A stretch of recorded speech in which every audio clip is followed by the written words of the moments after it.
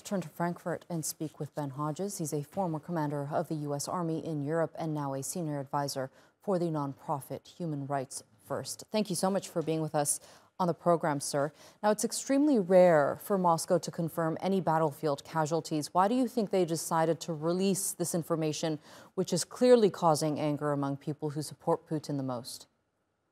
I think even the Kremlin recognizes that they could not conceal this. There was so much information about this strike out on social media that the Kremlin felt that they had to address it somehow. Now, it's interesting to me. Can you imagine in Turkey or the U.S. or the U.K. if such an incident happened? Of course, families, members of the parliament or the Congress would be outraged and calling for investigations.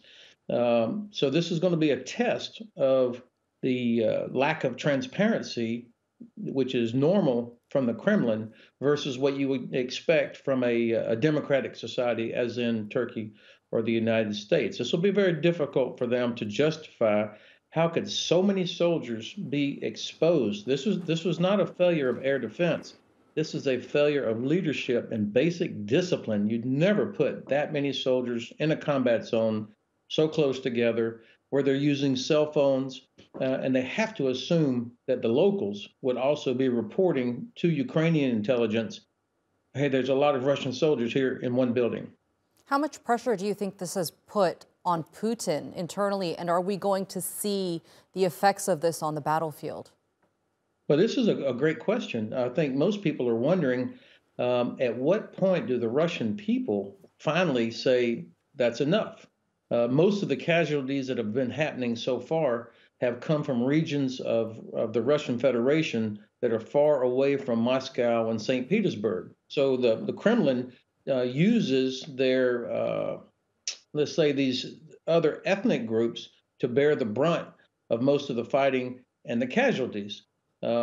Eventually, families start realizing that they are being used in this way without any regard for the safety of their sons or fathers or brothers, and there has to be some kind of pressure on the Kremlin to do that. But so far, the Kremlin does not seem to care about how many casualties they're suffering, hundreds per day.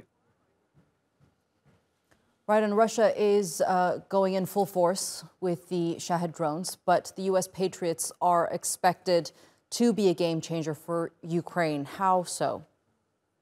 Okay, another great question.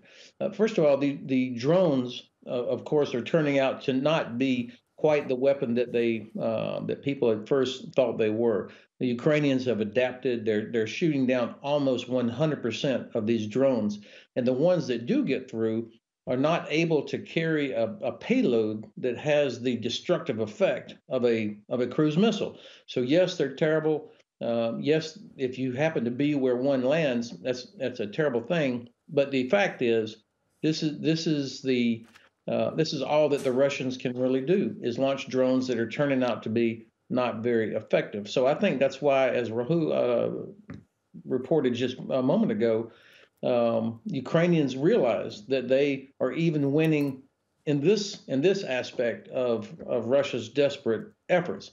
Patriot is not a weapon that you would use against a drone anyway, because it is designed to knock down aircraft and missiles, cruise missiles.